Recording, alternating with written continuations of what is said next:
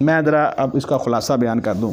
4 پہلو جو ہے وہ میں اخلاص کے 4 پہلو آپ کے سامنے رکھوں گا. نمبر 1، پہلا تو جرنل ہے کہ اے لوگو جو ایمان نہیں لائے وہ ایمان لے آؤ، اور جو ایمان لائے ہو وہ پورے کے پورے دین کے لیے خالص ہو جاؤ. ان الدین عند اللہ الاسلام. اور جہاں منافقین کا تذکرہ ہوا ہے پیر صاحب قرآن مجید کی سورہ نساء کی آیت نمبر 146 میں، وہاں جو الفاظ ہیں پیر صاحب ادھر آپ دیکھیے، ذرا نکال کے دیکھتے ہیں. آج ہم نے قرآن مجید کا دور کرنا ہے. سورہ نساء، 4تھی سورہ مبارکہ قرآن مجید کی، 5واں پارہ جہاں ختم ہو رہا ہے اس کا آخر نکال لیجئے. منافقین کا تذکرہ ہو رہا ہے جو ایمان کا دعویٰ تو کرتے ہیں لیکن دل میں ایمان نہیں ہے. اللہ فرماتے ہیں اگر تم نے دل میں ایمان اپنے دوبارہ لانا ہے تو کیا کرو. ذرا آیت مبارکہ نمبر 146 ذرا دیکھیے. فرمایا 45 اور 46، اعوذ باللہ من الشیطان الرجیم. اور یہ 144 سے میں پڑھوں گا. یا ایھا الذین آمنوا، اے لوگوں جو ایمان لائے ہو، لا تتخذوا الکافرین اولیاء من دون المؤمنین. دیکھیے مومنین کو چھوڑ کر کافروں کو دوست مت بناؤ. اور یہ دوستی سے کیا مراد ہے؟ اس دوستی سے مراد یہ ہے کہ نہ دین میں آپ ان کی پیروی کریں گے، نہ دین کی مخالفت میں آپ ان کی پیروی کریں گے. باقی اگر کوئی آپ کا ہمسایہ ہے، آپ کے ملک میں رہ رہا ہے ایک ذمی کے طور پر، ایک رعایا کے طور پر، تو اس کے جان مال عزت کا تحفظ کیا جائے گا. یہ نہیں ہے کہ جی وہ ہم دوستی کا یہ معنی نہیں ہے کہ آپ اس کے ساتھ حسن سلوک نہیں کر سکتے. یعنی مواسات کا رشتہ ہے، مواسات اور ہمدردی. بیمار ہے تو اس کی تیمارداری بھی کی جائے گی، اگر وہ بھوکا ہے تو اس کو کھانا بھی کھلایا جائے گا. اسے کسی نے منع نہیں کیا. حضور صلی اللہ علیہ وسلم تو حتیٰ کہ قربانی کا گوشت بھی بھیج دیتے تھے ہم صاحبوں میں. یہودی تھے. وہ علیحدہ ایک چیپٹر ہے اور اس کے اندر بڑی غلط فہمی پیدا کی جاتی ہے. ایک دفعہ جو ہے وہ اس طرح کی آیت مبارکہ جو ہے وہ سوشل میڈیا پہ دی گئیں تو عیسائیوں کی طرف سے اعتراض آ گیا. جی وہ اعتراض کیا کرنا تھا، کام عقلی ہوتی ہے یا کسی نے ابھارا ہوتا ہے تو وہ کہنے لگے کہ لو جی ہم ایسے دین کو قبول نہیں کرتے، جو ہے وہ ہمارے ساتھ دوستی نہیں کرنا چاہتا. یہ بات نہیں ہے. یہاں صرف مراد یہ ہے کہ جو اللہ کے دین کے مقابلے میں آتے ہیں اور دشمنی کرتے ہیں ان کے ساتھ دوستی نہیں ہے. باقی ان کے جان مال عزت کا تحفظ کیا جائے گا. کیوں جی میر صاحب؟ تو یہاں فرمایا کہ اے مومنو کافروں کے کو دوست نہ بناؤ مومنین کو چھوڑ کر. اتریدون ان تجعلوا للہ علیکم سلطانا مبینا، کیا تم چاہتے ہو کہ اللہ کے لیے اپنے خلاف کوئی حجت ظاہر ہو جائے؟ یہ کہ تم بناؤ ان کو اللہ کے لیے اپنے خلاف کوئی حجت ہے، حجت بالکل مبین ظاہر. یعنی ایسا نہ ہو کہ پھر اگر تم ان کے ساتھ دوستیاں لگاؤ گے تو پھر قیامت والے دن جہاں وہ کھڑے ہوں گے تم بھی کھڑے ہو جاؤ گے، ان کے ساتھ ہی کھڑے ہو جاؤ گے. یعنی پھر سمجھو کہ تمہارے خلاف حجت کے طور پر کسی دلیل کی ضرورت نہیں ہے. سب سے بڑی دلیل یہی ہے کہ تم اسلام سے نکل گئے ہو، جا کے دوستیاں ان سے لگا رہے ہو، مسلمانوں کے ساتھ تم مخلص نہیں ہو. ان المنافقین فی الدرک الاسفل من النار، منافقین تو آگ کے سب سے نچلے درجے میں ہوں گے. ولن تجد لهم نصیرا، اور آپ ہرگز نہیں پائیں گے ان کے لیے کوئی مددگار. توجہ ہے جی، انگلی رکھو بھائی صاحب. آگے دیکھیے الا الذین تابوا، اگر بچنا چاہتے ہو تو پھر سب تو پہلا کام ہے کہ توبہ کرو. واصلحوا، اور اپنی اصلاح کر لو. واعتصموا باللہ، اور اللہ کے کو مضبوطی سے پکڑ لو. یہاں اللہ کے دین کو نہیں کہا واعتصموا بحبل اللہ جمیعا ولا تفرقوا، نہیں کہا. یہاں کیا کہا؟ واعتصموا باللہ، اللہ کے ساتھ چمٹ جاؤ. کیا مطلب ہے؟ اللہ کے دین کے ساتھ جو ہے وہ مخلص جو ہے اس کو مضبوطی سے پکڑو. اور آگے کیا ہے؟ وَأَخْلَصُوا دِينَهُمْ لِلَّهِ، یہ وضاحت ہے اس کی. واعتصموا باللہ کی وضاحت، سوری واعتصموا باللہ، اور مضبوط پکڑا انہوں نے اللہ کے دین کو. وَأَخْلَصُوا دِينَهُمْ لِلَّهِ، اور خالص کر لیا اپنا دین اللہ کے لیے. یہ جیسے ہی اگر پہلی دفعہ غلطی ہو تو جلدی بول دیا کریں نا الفاظ. یا جائے گا بھائی ہے الا الذین تابوا، سوائے ان لوگوں کے جنہوں نے توبہ کی. واصلحوا، اور اپنی اصلاح کر لی. واعتصموا باللہ، اور مضبوط پکڑا اللہ کے دین کو. واخلصوا دینہم للہ، اور خالص کر لیا اپنا دین اللہ کے لیے. یہ ہے اللہ تعالیٰ کا مطالبہ. فاولئک مع المؤمنین، یہ ہیں مومنوں کے ساتھ. وسوف یؤتی اللہ المؤمنین اجرا عظیما، اور اللہ تعالیٰ مومنین کو بہت بڑا اجر عظیم عطا کرے گا. اور آگے اللہ تعالیٰ نے کہا، بڑی زبردست آیت ہے، ما یفعل اللہ بعذابکم، اللہ کو کیا ہے کہ وہ تمہیں عذاب دے. ان شکرتم وآمنتم، اگر تم اس کا شکر کرو اور اس پر ایمان لے آؤ تو پھر اللہ تعالیٰ جو ہے اس کو کیا ہے کہ وہ اپنے بندوں کو عذاب دے. اللہ تعالیٰ جو ہے وہ کسی کو عذاب دے کر خوش نہیں ہے. ان وکان اللہ شاکرا علیما، اور اللہ تعالیٰ تو ہمیشہ سے ہی انتہائی قدردان اور خوب جاننے والے ہیں۔ نیکی کرو گے چھوٹی سے چھوٹی، اس کا بھی بہت بڑا اجر اللہ تعالیٰ عطا فرمائے گا۔ بلکہ یہ دیکھیے مختصر زندگی کے لیے وقت نیکی ہے اور ہمیشہ کے لیے اجر ہے۔ اسی سے پتہ چل جاتا ہے کہ اللہ تعالیٰ کیسے شاکر ہے۔ ایک نیکی کا کم از کم بدلہ 10 گنا، پھر 70 گنا، 700 گنا، لاکھوں گنا، اور پھر یہی بات نہیں، پھر ایک نیکی ایک دفعہ آپ کام کرتے ہیں اس کی اجرت بھی ایک دفعہ ملنی چاہیے، لیکن آپ کی مختصر زندگی ہے اور اجر ہمیشہ کا ہی ہے قیامت والا دن۔ وَكَانَ اللَّهُ شَاكِرًا عَلِيمًا۔ تو یہاں کیا مطالبہ ہے؟ اخلاص۔ دوسری چیز یہ ہے کہ اللہ تعالیٰ جب انسان جو ہے وہ پکارے تو اللہ کے علاوہ پھر کسی اور کو ساتھ نہ پکارے، خالص ہو کر جو ہے وہ اللہ تعالیٰ کو پکارے۔ اسے کہتے ہیں توحید فی الدعا، دعا کے اندر توحید۔ اور یہاں کیا ہے؟ توحید فی الدین، توحید فی الاطاعت، توحید فی العبادت، یہ سورۃ مبارکہ۔ اور سورہ المومن میں توحید فی الدعا۔ یہ چند آیتیں مبارکہ گزر چکی ہیں، میں اس کا خلاصہ بیان کر دیتا ہوں کہ یہ جو لوگ ہیں جب سمندر میں سفر کرتے ہیں، ٹھیک ہے، اور پھر مصیبت میں پھنس جاتے ہیں تو کیا؟ کہ اللہ کے علاوہ کسی دوسرے کو نہیں پکارتے،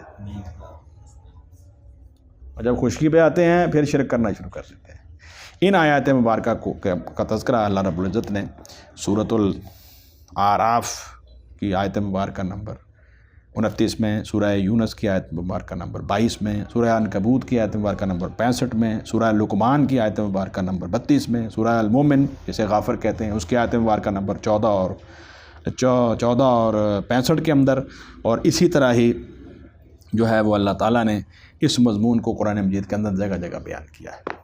تیسری چیز وہ ہے اللہ تعالیٰ کی عبادت کے لیے خالص ہو جاؤ۔ یہاں یہ تذکرہ اس سورہ مبارکہ میں ہو جائے گا۔ سورہ زمر کے اندر جو آیات مبارکہ ہیں 2، 3، 11، 14 بھی گزریں گی انشاءاللہ، اور ایک بڑی جامع آیت گزرے گی۔ پیر صاحب کہاں پر ہے وہ؟ سورہ البینہ، وَمَا أُمِرُوا إِلَّا لِيَعْبُدُوا اللَّهَ مُخْلِصِينَ لَهُ الدِّينَ حنفاء۔ پڑھیے ذرا، يُقِيمُوا الصَّلَاةَ وَيُؤْتُوا الزَّكَاةَ وَذَلِكَ دِينُ الْقَيِّمَةِ۔ وہاں پر بھی پورے دین کے لیے کہا گیا ہے خالص ہو جاؤ۔ اور تیسری حصہ جو ہے وہ کیا ہے؟ اللہ کے لیے، پورے دین کے لیے خالص ہو جاؤ، دعا میں اللہ کے لیے خالص ہو جاؤ، دین اور اطاعت میں اللہ کے لیے خالص ہو جاؤ، اور آخری تذکرہ یہ ہے کہ اپنے دلوں کو اللہ کے لیے خالص کر لو۔ یہ سب سے آخری مضمون ہے، چوتھا حصہ، اور اس کا تذکرہ جو ہے وہ میں آپ کے سامنے چند آیات مبارکہ کے رکھتا ہوں۔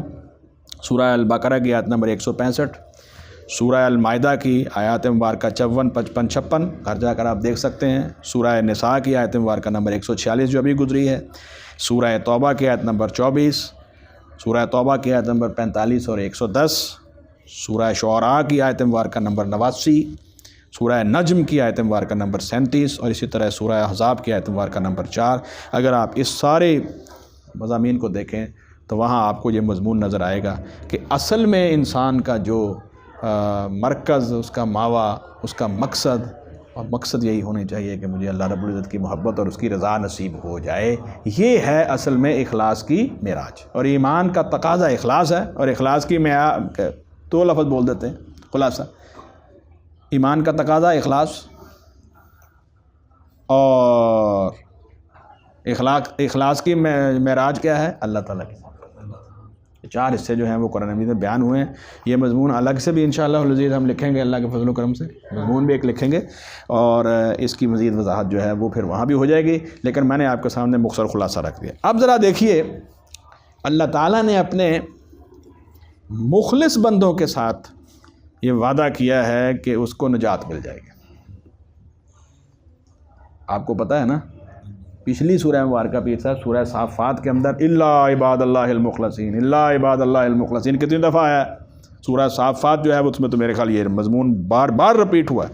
آیت مبارکہ نمبر صافات میں 40، 74، 128، 160، 169۔ اچھا، اور اسی طرح ہی سورہ البقرہ میں یہ مضمون ہے، آیت مبارکہ نمبر 139۔ سورہ یوسف کے اندر آیت مبارکہ نمبر 24 ہے، یوسف علیہ السلام کو کہا گیا وہ میرے مخلص بندوں میں سے تھے۔ مریم علیہ السلام، سورہ مریم کے اندر آیت مبارکہ نمبر 51، جہاں موسیٰ علیہ السلام کو کہا گیا ہے کہ وہ میرے کانا مخلص و رسول النبی ہے، ایسا ہے نا؟ اچھا، اور 2 صورتیں ایسی ہیں پیر صاحب جہاں شیطان نے بھی ہاتھ کھڑے کر دیے کہ میرے اللہ میں آگے پیچھے سے اوپر نیچے سے ہر طرح سے جو ہے وہ اس پہ پر حملہ کروں گا آدم اور آدم علیہ السلام کے بیٹوں کے اوپر، آدم کی اولاد کے اوپر، لیکن بچیں گے کون؟ جو تیرے مخلص بندے ہیں۔ اس کا تذکرہ سورہ ہجر آیت نمبر 40 اور سورہ صاد آیت نمبر 83 میں گزر چکا ہے۔ ابھی پچھلی دفعہ ہم نے سورہ مبارکہ جو ہے اس کو ختم کیا ہے۔ تو یہ بھائی اخلاص کے حوالے سے خلاصہ تھا قرآن حکیم کے اندر، جو میں نے آپ کے سامنے بیان کر دیا مختصر وقت میں۔ اور اس سورہ مبارکہ کی مجھے جو سمجھ آتی ہے، اللہ کے رسول صلی اللہ علیہ وسلم کا اس کو کم و بیش ہر رات کے اندر، جہاں تک حضور صلی اللہ علیہ وسلم کا تعلق حضرت عائشہ رضی اللہ عنہ کے گھر میں تو آپ ان کی باری والے دن ہی ہوں گے، لیکن حضرت عائشہ رضی اللہ عنہ فرماتے ہیں کہ حضور صلی اللہ علیہ وسلم میرے گھر میں جب بھی انہوں نے رات گزاری ہے تو سورۃ بنی اسرائیل اور سورہ زمر جو ہے اس کو پڑھا ہے۔ تو اس کا مطلب یہ ہے کہ اس کے ان مضامین کو ہمیں بار بار دہرانا بھی چاہیے، سمجھنا بھی چاہیے۔ اللہ رب العزت ہمیں ہر لحاظ سے دین کے اندر اخلاص نصیب فرمائے۔ اور اخلاص کی ایک شکل یہ ہے، پہلی شکل کیا ہے؟ جب آپ کفر چھوڑ دیں گے، ایمان لے آئیں گے تو خالص ہو گئے۔ کبیر صاحب، شرک چھوڑ دیں گے، توحید آپ نے اختیار کر لی، آپ خالص ہو گئے۔ سنت آپ نے بدعت چھوڑ دی اور سنت اختیار کر لی، خالص ہو گئے۔ اور ہر عمل کو اللہ تعالیٰ کی رضا کے لیے کرنا شروع کر دیا تو خالص ہو گئے، ریاکاری گئی۔ اور اصل معیار اور محبت کا مرکز کون ہے؟ اللہ رب العزت کی ذات۔ اور رسول اللہ صلی اللہ علیہ وسلم کی محبت اصل میں اللہ تعالیٰ کی محبت تک بھی لے کے جاتی ہے۔ رسول اللہ علیہ وسلم پر ایمان، رسول اللہ علیہ وسلم کی اطاعت اور فرمانبرداری، اور آپ کی ذات کے ساتھ جو محبت کا تقاضا کیا گیا ہے وہ کیا ہے؟ اصل میں وہ اللہ تعالیٰ کی محبت ہے۔ تو آئیے اب ہم جو ہے وہ سورہ مبارکہ کو شروع کرتے ہیں۔ اعوذ باللہ من الشیطان الرجیم، بسم اللہ الرحمن الرحیم۔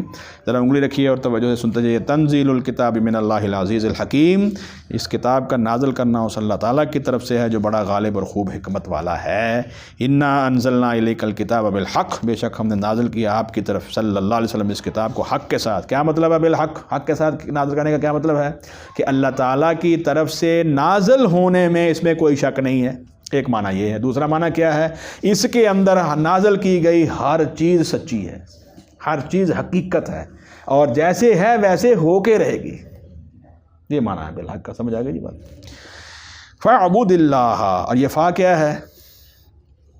یہ کتاب کے نازل کرنے کا مقصد ہے، لہذا، پس ہم نہیں کہتے سو، فَاعْبُدِ اللَّهَ، لہذا اس کتاب کے نازل کرنے کے نتیجے میں آپ کیا کریں؟ اللہ کی بات کیجئے، مخلصاً، خالص کرتے ہوئے، لہ الدین، اس کے لیے بندگی کو، اس کے لیے دین کو، اس کے لیے اطاعت اور فرمانبرداری کو۔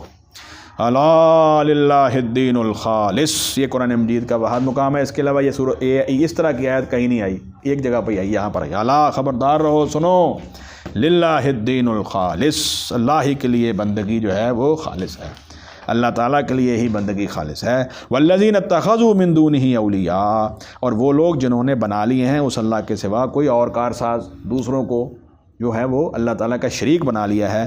اچھا، اب کہتے کیا ہیں؟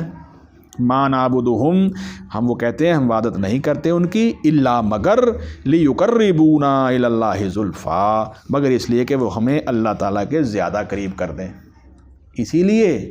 اسی لیے جو ہے وہ ان کی عبادت کرتے تھے، ان کے لیے قربانی کرتے تھے، ان کے لیے نذر و نیاز کرتے تھے، سب کچھ کرتے تھے، دعائیں کرتے تھے، ان کو مشکل کشا، حاجت روا مانتے تھے، ہاں جی، اور یہ سمجھتے تھے کہ ان کے یہ سارے کے سارے اعمال اللہ تعالیٰ، اور ان کے سامنے دعائیں کرتے تھے، عاجزی انکساری کرتے تھے، تذلل کرتے تھے۔ کیا مقصد تھا؟ کہ ہماری ساری کی ساری عبادت جو ہے وہ ان کے بغیر قبول ہی نہیں ہو سکتی۔ اور ساتھ یہ عقیدہ رکھتے تھے کہ اللہ تعالیٰ نے خود ان کو اپنا شریک بنایا، نعوذ باللہ من ذالک، اور ساتھ یہ عقیدہ رکھتے تھے کہ ہماری یہ سفارش بھی کر دیں گے۔ تو اللہ تعالیٰ نے فرمایا کہ میرا تو شریک کوئی نہیں ہے، پہلی بات تمہاری غلط، اس کے لیے کوئی ثبوت نہیں ہے، کیونکہ کائنات کا خالق اور مالک میں ہوں۔ دوسری بات، یہ سفارش کر دیں گے، سفارش تو ساری کی ساری میرے پاس ہے، میری اجازت کے بغیر کوئی سفارش کر نہیں سکتا۔ اگر میں کسی کو سفارش کی اجازت دوں گا تو وہ سفارش کرے گا نا۔ میری حیثیت جو ہے وہ کو عام لوگوں کی طرح، عام بادشاہوں کی طرح تو نہیں ہے، کیوں جی؟ اللہ تعالیٰ جو ہے وہ مخلوق جیسا تو نہیں ہے، تو وہ سفارش نہیں کر سکتے، اس لیے یہ عقیدہ بھی تمہارا باطل۔ اس لیے ان کی عبادت کو چھوڑو، اور اگر تقرب اللہ کرنا چاہتے ہو، حاصل کرنا چاہتے ہو، تو پھر اللہ کے دین کے اندر خالص ہو جاؤ۔ اور خالص ہونے کا طریقہ یہ ہے کہ محمد الرسول اللہ صلی اللہ علیہ وسلم کو اپنی پوری زندگی کے اندر جو ہے وہ امام مان لو۔ اگر تم ان کو امام مان لو گے، اللہ تعالیٰ جیسے وہ کہتے ہیں قول و عمل کے اندر ویسے اختیار کر لو، ایمان بھی لے عمل بھی اختیار کر لو، تم اللہ تعالیٰ کے قریب ہو جاؤ گے۔ اللہ کے قریب ہونے کے لیے ایمان اور اعمال صالحہ ضروری ہیں۔ ان اللہ یحکم بینہم، بے شک اللہ فیصلہ فرمائے گا ان کے درمیان، فیما ہم فیہ یختلفون، ان باتوں کے بارے میں کہ وہ ان میں اختلاف کرتے تھے۔ ان اللہ لا یہدی من ہوا کاذب کفار۔ دیکھیے بات جو عقیدہ انہوں نے اختیار کی، اگر آپ لوگ جو ہیں عاطف صاحب، مختار بھائی، آپ ماشاءاللہ خطیب حضرات ہیں، اگر آپ یہ سمجھنا چاہتے ہیں، اگر آپ سمجھانا چاہتے ہیں یہ بات کہ اصل شرک کیا ہے، اصل کفر کیا ہے، تو پھر دیکھیے کہ قرآن مجید جن کو براہ راست خطاب کرتا ہے ان کی خامیاں کیا ہیں، وہ کس قسم کا شرک کر رہے ہیں، کس قسم کا کفر کر رہے ہیں۔ اگر وہ شرک اور کفر سمجھ آ جائے جو اہل مکہ میں تھا، تو اس کا مطلب یہ ہے کہ پھر قیامت تک آنے والے شرک اور کفر کی ساری شکلیں سمجھ آ جائیں گی۔ کیا خیال ہے؟ دیکھیے اللہ تعالیٰ نے یہ جو ان کا کہنا ہے والذین اتخذوا من دونہ اولیاء ما نعبدهم الا لیقربونا الی اللہ زلفی، اس کے آخر میں الفاظ کا استعمال کیا بڑے سخت، ان اللہ لا یہدی من ہوا کاذب کفار، یعنی ان کا یہ کہنا جھوٹ بھی ہے اور سخت کفر ہے۔ یہ نظریہ رکھنا کہ یہ معبودان باطل اور اللہ کے شریک جو ہیں یہ ہمیں جو ہے وہ اللہ کے قریب کر دیں گے، یہ نظریہ کیا ہے؟ جھوٹ بھی ہے اور کفر بھی ہے۔ فرمایا اللہ تعالیٰ کبھی جو ہے وہ ایسے جھوٹے اور نہایت ناشکرے کو جو ہے وہ ہدایت نہیں دیتا۔ لو اراد اللہ ان یتخذ ولدا، اور اگر اور اب شرک کی ایک بڑی کبھی شکل جو دنیا کے اندر پائی جاتی ہے اس کا تذکرہ جو عیسائیوں کے اندر خاص طور پر تھی۔ لو اراد اللہ، اگر اللہ ارادہ کرتا ان یتخذ کہ وہ بنائے ولدن کوئی اولاد، لاصطفا تو وہ چن لیتا۔ استفا یستفی میں نے چننا، سلیکشن، لاصطفا تو وہ چن لیتا، مما یخلق ما یشاء، ان میں سے جنہیں وہ پیدا کرتا ہے جس کو وہ چاہتا ہے۔ یعنی دیکھیے اگر اللہ تعالیٰ نے کہا کہ اگر میں نے، نعوذ باللہ ایسا ہے ہی نہیں، اگر میں نے کسی کو شریک بنانا بھی ہوتا تو پھر اس سلیکشن کے اندر بھی ان کو ضرورت نہیں تھی، ان کے پیچھے لگ کے میں کسی کو شریک نہ بناتا، پھر میں جس کو چاہتا بنا لیتا، یہ اختیار بھی میرا تھا، حالانکہ میرا شریک کوئی نہیں ہے۔ سبحانہ، لیکن وہ تو پاک ہے ان چیزوں سے۔ هو اللہ الواحد القہار، وہ تو ایسی ذات ہے الواحد، وہ ایک ہے، القہار، اور بڑا غلبے والا ہے۔ اب اس کا غلبہ جو ہے وہ کیسے کائنات میں ہے، ذرا سنیے، کیسے کائنات کے اوپر وہ واحد اور قہار ہے، اگلی ساری آیتوں میں یہ مضمون ہے۔ سنیے، خلق السماوات والارض بالحق، اس نے پیدا کیا آسمان کو اور زمین کو حق کے ساتھ۔ اب وہی بات جو قرآن مجید کی تنزیل کے لیے ہے کہ اللہ تعالیٰ نے نازل کیا حق کے ساتھ، یہاں کیا معنی ہوگا کہ زمین اور آسمان کو پیدا کرنے والا اللہ وحدہ لا شریک ہے، اس میں کوئی شک نہیں ہے، حق کے ساتھ پیدا کیا۔ دوسرا معنی کیا ہے حق کے ساتھ پیدا کرنے کا؟ دوسرا معنی یہ ہے کہ جس طرح اللہ رب العزت نے پیدا کیا ہے ویسے اس کو ختم کریں گے، اور پھر ایک دن تمہیں اللہ کے حضور کھڑا ہونا، آخرت پر ایمان لے آؤ۔ یکور اللیل علی النہار، یہ بات قرآن مجید میں کئی جگہ پر آئی ہے، الی اجل مسمی کے الفاظ ساتھ آئے ہیں، وہاں وضاحت ہو گئی ہے، اس لیے میں نے وہ آیت مبارکہ کوٹ نہیں کی۔ یہاں پر تو بالحق کے ساتھ ختم ہو گئی، ایک جگہ پر ہے بالحق اور آگے اجل مسمی کے الفاظ بھی ہیں۔ یکور اللیل علی النہار، وہ لپیٹتا ہے رات کو دن پر، ویکور النہار علی اللیل، اور وہ لپیٹتا ہے دن کو رات پر۔ اب بتائیے اللہ رب العزت جو الواحد اور القہار ہے اس کے علاوہ وہ کر سکتا ہے یہ؟ وسخر الشمس والقمر، اور اس نے کام میں لگا دیا ہے سورج اور چاند کو، مسخر کر دیا ہے، جیسے اللہ نے حکم دیا ویسے وہ کر رہے ہیں، اور تمہارے بھی تابع کر دیے ہیں۔ ان سے حاصل ہونے والی کتنی نعمتیں ہیں جس کو انسان نے آج ایسی فورسز اور قوتیں جو ہیں جو بالکل ان سین ہے، نظر نہیں آ رہی، ان کو ہارنس کر کے ان کو کنٹرول کر کے کیا کچھ بنا لیا ہے۔ یہ کس نے عقل سمجھ دی ہے؟ اللہ تعالیٰ نے فرمایا کل یجری لاجل مسمی، وہ بات آ گئی، ہر ایک چل رہا ہے کہ مقررہ وقت تک، بس ایک خاص حکم ہے، اس کے بعد یہ بات جو ہے وہ ختم ہو جائے گی۔ اللہ العزیز الغفار، یہ بڑی زبردست صفت آئی ہے۔ خبردار رہو لوگو، اللہ بڑا غالب ہے لیکن خوب بخشنے والا ہے، العزیز اور الغفار ہے، ساری جگہ پر اس کا غلبہ ہے، لیکن دیکھو لوگوں کی غلطیوں کے اوپر سزا نہیں دیتا، بہت زیادہ معاف کرنے والا ہے، یہ اس کی صفت ہے۔ اللہ اور اللہ کے ساتھ تو اس کے اندر اور بھی ہے، یہ تو بالکل ایسے ہی ہے جیسے اعلان ہے، اللہ العزیز الغفار۔ خلقکم من نفس واحدۃ، اس نے تمہیں پیدا کیا ایک ہی جان سے، آدم علیہ السلام سے، ثم جعل منها زوجها، پھر اس نے بنایا اس سے اس کا جوڑا یعنی حضرت حوا علیہ السلام، اور پھر وانزل لکم من الانعام ثمانیۃ ازواج، یہ پہلے انسانوں کے جوڑے بنائے، پھر اللہ فرماتے ہیں اور اس نے اتارے تمہارے لیے چپاؤں میں سے 8 جوڑے۔ اور یہ میں نے کہا تھا کہ 3 خاص طور پر 3 چیزیں ایسی ہیں جن کے بارے میں اللہ تعالیٰ نے کہا میں نے اسے نازل کیا ہے آسمان سے۔ کون سی؟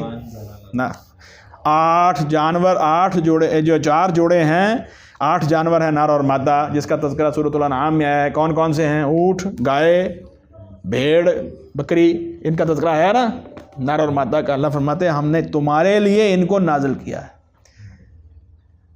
اور دوسری چیز لباس، بارش کا تذکرہ اور قرآن مجید کے نزول کا تذکرہ تو بہت زیادہ ہے نا، خاص طور پر جن 3 چیزوں کا تذکرہ ہے جو آسمان سے نازل ہوتی نظر نہیں آتی۔ یعنی کیا مطلب ہے کہ ان کی جو نشو و نما ہو رہی ہے اس کا بھی اصل میں منبع آسمان ہی ہے، وہاں سے سب کچھ نازل ہو رہا ہے۔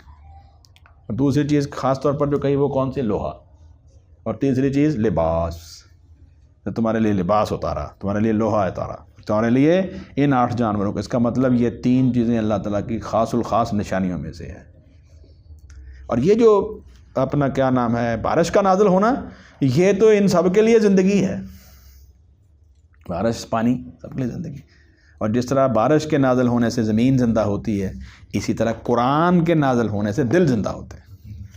آگے چلیے جی، وَأَنزَلَ لَكُم مِّنَ الْأَنْعَامِ ثَمَانِيَةَ أَزْوَاجٍ يَخْلُقُكُم، وہ تمہیں پیدا کرتا ہے، فِي بُطُونِ أُمَّهَاتِكُم، توجہ کیجیے، تمہاری ماؤں کے پیٹوں میں، خَلْقًا مِّن بَعْدِ خَلْقٍ، ایک طرح کی پیدائش سے دوسری پیدائش کے بعد، لگاتار مراحل میں، فی ظلمات 3، 3 اندھیروں میں۔ یہ وہ فیکٹ ہے جو ان سائنسی حقائق کے اوپر مبنی ہے جو قرآن حکیم میں بیان ہوئے ہیں، جو قرآن مجید کے اندر معجزاتی طور پر سائنسی حقائق ہیں، ان میں سے یہ بھی ہے۔ اور آج کی یہ سائنس اب پہنچی ہے۔ اور وہ جو ایمبرائیولوجی کے مشہور پروفیسر جنہوں نے یہ کہا ہے کہ قرآن مجید کے اندر انسان کی پیدائش کے جو مراحل بیان کیے گئے ہیں، میں حیران ہوں کہ وہ اتنے پرفیکٹ ہیں کہ آج سے 1400 سال پہلے میں گمان بھی نہیں کر سکتا تھا کہ اتنی پرفیکشن کے ساتھ ان ساری سٹیجز کو بیان کیا گیا ہے۔ تو محمد الرسول اللہ صلی اللہ علیہ وآلہ وسلم، لازمی بات یہ ہے کہ اس کو اللہ تعالیٰ کی وحی کے نتیجے میں بیان کر سکتے ہیں۔ اس وقت تو یہ مائکروسکوپ والا اور یہ ٹیلیسکوپ، مائکروسکوپ، اس طرح کی چیزیں ہے ہی نہیں تھی۔ اور اس حقیقت کے اوپر اور زیادہ حیرانی کہ یہ 3 پرتوں کے اندر سے انسان جنم لیتا ہے۔ ٹھیک ہے، نطفہ امشاج کے بعد پھر اس کی 3 پرتیں بن جاتی ہیں، اینڈوڈرم، میزوڈرم اور ایکٹوڈرم۔ قرآن مجید نے 1400 سال پہلے کہہ دیا۔ اب سمجھ آئی بات؟ یہ ایک ایسی سائنسی حقیقت ہے، ایک ایسا فیکٹ ہے، یعنی انسان جو ہے وہ بہت ساری جو ہے وہ چیزیں قیامت تک جو ہے ان کو ترقی کرے گا اور دریافت کرے گا، لیکن کچھ ایسے حقائق جو اس زمانے کے اندر بالکل ناممکن نظر آ رہے تھے، اللہ تعالیٰ نے اس وقت بیان کیا۔ خلق من بعد خلق، ایک طرح کی پیدائش کے بعد دوسری طرح کی پیدائش، فی ظلمات 3 اندھیروں میں، ذالکم اللہ ربکم، یہ تو ہے تمہارا رب، یہ ہے تمہارا رب، لہ الملک، اسی کی بادشاہی ہے۔ اب مجھے بتائیے کہ کون ہے اس کے ساتھ شریک جو انسان کو اس طرح تخلیق کر سکتا ہے اور اتنی بہترین صورت کے اندر پیدا کر سکتا ہے؟ لا الہ الا ہو، اس کے سوا کوئی عبادت کے لائق نہیں ہے، کوئی حقیقی الہ ہے ہی نہیں۔ فَأَنَّا تُصْرَفُونَ، تو تم کہاں پھیرے جاتے ہو؟ کہاں تم نے منہ اٹھایا ہوا ہے اپنے رب کریم کو چھوڑ کر جو ہے وہ تم بھاگے جا رہے ہیں اور شریکوں کے پیچھے لگے ہو؟ ان تکفروا، اگر تم کفر کرو، فإن اللہ غنی عنکم، تو اللہ تعالیٰ جو ہے وہ تم سے بالکل غنی ہے، اللہ کو تمہاری کوئی پرواہ نہیں ہے، جاؤ پھر۔ اگر اتنی رحمتیں اور اتنی صفات اور والا عظمت والا رب کریم جس کی نشانیاں اتنی واضح ہیں پھر بھی تمہیں دکھائی نہیں دے رہا، تو پھر جاؤ، اللہ کو تمہاری کوئی ضرورت نہیں ہے۔ ان تکفروا، اگر تم کفر کرو، فإن اللہ غنی عنکم، تو اللہ بڑا بے پرواہ ہے، اللہ بڑا غنی ہے تم سے، اللہ کو کیا تمہاری ضرورت پڑی ہے؟ کوئی ضرورت نہیں ہے۔ ولا یرضی لعبادہ الکفر، اور دیکھو وہ اپنے بندوں کے لیے کفر کو پسند بھی نہیں کرتا، اللہ تعالیٰ جو ہے وہ اپنے بندوں سے کفر پسند نہیں کرتا۔ وَإِن تَشْكُرُوا، اور اگر تم شکر کرو گے یعنی ایمان لے آؤ گے، دین میں خالص ہو جاؤ گے، يَرْضَهُ لَكُمْ، تو وہ اسے پسند کرتا ہے تمہارے لیے۔ ایمان لانے کا نتیجہ کیا نکلے گا؟ اللہ تعالیٰ راضی ہو جائے گا، اللہ تم سے خوش ہو جائیں گے۔ اگر کفر پہ اڑے رہے تو وہ راضی نہیں ہوگا۔ دیکھو، اور ایک بات ذہن میں رکھو، یہ نہ سمجھنا کہ ایک آدمی کفر پہ ہے اور کہہ جی یہ فلانے کی وجہ سے ہو، نہیں، ہر بندے نے اپنا جو ہے وہ بوجھ اٹھانا ہے۔ وَلَا تَزِرُ وَازِرَةٌ وِزْرَ أُخْرَىٰ، اور بوجھ نہیں اٹھائے گی کوئی بوجھ اٹھانے والی جان وزرا اخرى، دوسری کا بوجھ، یہ اپنے عمل کا ہر کوئی ذمہ دار ہے۔ ثُمَّ إِلَىٰ رَبِّكُمْ مَرْجِعُكُمْ، اور پھر اپنے رب ہی کی طرف تمہیں جو ہے وہ تمہارا لوٹنا ہے۔ اور ثُمَّ إِلَىٰ رَبِّكُمْ مَرْجِعُكُمْ، پھر اپنے رب ہی کی طرف تمہارا لوٹنا ہے۔ فَيُنَبِّئُكُمْ، وہ تمہیں خبر دے گا، بِمَا كُنتُمْ تَعْمَلُونَ، جو تم عمل کیا کرتے تھے۔ اس لیے یہ ضروری ہے کہ اگر اپنے خالق اور رب کو وحدہ لا شریک مانتے ہو، دین قبول کرتے ہو، تو لازمی تقاضا یہ ہے کہ پھر یہ عقیدہ رکھو، ایمان رکھو کہ وہ ایک دن مجھے پوچھے گا۔ انہ علیم بذات الصدور، اور دیکھو وہ تمہارے ظاہری اعمال، دیکھیں پہلے کیا کہا ہے، فَيُنَبِّئُكُم بِمَا كُنتُم تَعْمَلُونَ، اور آگے انہ علیم بذات الصدور، وہ تمہارے دلوں اور سینوں کے رازوں تک کو خوب جاننے والا ہے۔ ابھی کوئی عملی شکل سامنے آئی نہیں ہے، تمہارے دل میں ایک خیال پیدا ہوگا، وہ تو اس کو بھی جانتا ہے۔ تو اس نے عظیم وحدہ لا شریک رب العزت ہے، اس پر ایمان لاؤ اور اس کے دیے ہوئے دین کو دل و جان سے قبول کر کے اس کے لیے خالص ہو جاؤ۔ اللہ تعالیٰ ہمیں قرآن حکیم سمجھنے اور اس پر عمل کی توفیق عطا فرمائے۔ ہمارا درس جو ہے وہ جاری رہے گا انشاءاللہ العزیز۔ اگلا مضمون جو ہے وہ سورہ نمبر 8 سے ہم اگلی دفعہ شروع کریں گے۔ سبحانک اللہم و بحمدک، نشہد ان لا الہ الا انت، نستغفرک و نتوب الیک۔ صدق اللہ العظیم و صدق رسولہ النبی الکریم، وانا علی ذلک من الشاکرین والشاہدین، والحمد للہ رب العالمین۔